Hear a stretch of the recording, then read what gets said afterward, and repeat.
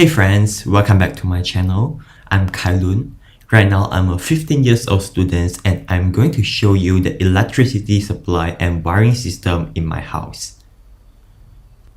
First, the electricity from the branch substation from a total of 240 volts of alternating current to our house through the cable called live wire.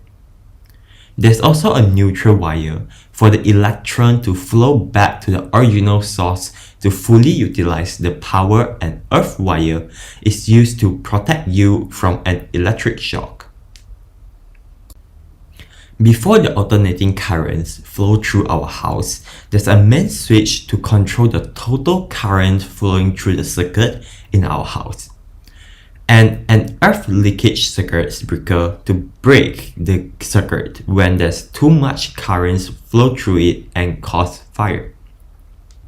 That's all about the electricity supply and wiring system in our homes. Thank you.